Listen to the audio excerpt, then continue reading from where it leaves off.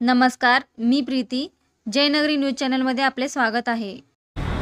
शहर मध्यमध्ये मार्क्सवादी कम्युनिस्ट पक्षाचा उमेदवार म्हणून मी निवडणुकीला उभा होतो. गेले 4 महिने हजारो कार्यकर्ते परिश्रम करत आहे. काल मतदान झालं. या मतदानामध्ये कॉम्रेड आडम मास्तर 7-8 हजार मताने कोणत्याही परिस्थितीत निवडून येणार ही काळ्या दगडावरची रेघ आहे. कारण श्रमिकाचा आवाज विधानसभेत जाणं अत्यंत गरजेचं आहे. म्हणून जनतेने नोटाला लाथाडलं, जेवणाला लाथाडलं, गुंडगिरीला टक्कर दिलं, पोलीस दडपशाहीला टक्कर दिलं आणि निर्भयपणे त्यांनी मतदान केलं.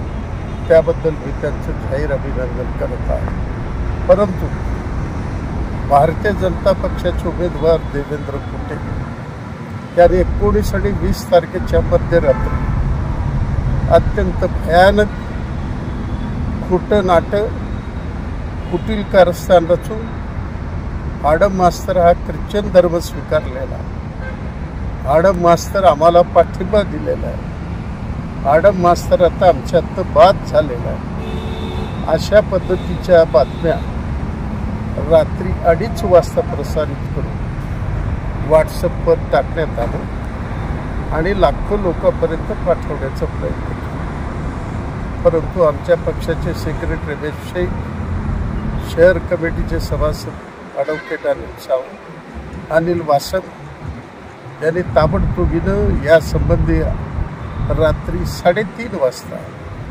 निवडणूक निर्णय अधिकाऱ्यांनी तक्रार केली. सकाळी 6 वाजता पोलीस कमिशनरकडे तक्रार केली. 6:30 वाजता जिल्हाधिकाऱ्यांकडे तक्रार केली. परंतु 1 वाजेपर्यंत पोलिसांकडून कोणताही खुलासा झाला नाही. मतदारामध्ये संभ्रम निर्माण करण्याचा आटोकाट प्रयत्न त्याने केला. म्हणून आज जिल्हाधिकाऱ्याला पक्षाच्या वतीनं शिष्टमंडळ भेटण्याकरता आलो. परंतु आज रजेवर असल्यामुळं RDCला आम्ही निवेदन दिलेलं आहे आणि माझी मागणी आहे, श्री देवेंद्र कुटे याच्यावर पोलीस कारवाई व्हायला पाहिजे. ज्यांनी अशा पद्धतीची बातमी प्रसारित केली त्यांना ताबडतोब तुरुंगात डाबलं पाहिजे. इतकंच नाही, आमची मागणी आहे 1951 लोकप्रतिनिधी कायद्यानुसार देवेंद्र कुटे यांना 6 वर्ष निवडणूक लढण्यास अपात्र करावं, अशा पद्धतीची आम्ही जाहीर मागणी करत आहोत. अशाच प्रकारे तुमच्या भागातील बातम्या पाहण्यासाठी जयनगरी चॅनलला लाईक करा, सबस्क्राईब करा, बेल आयकॉनला क्लिक करा आणि शेअर करा.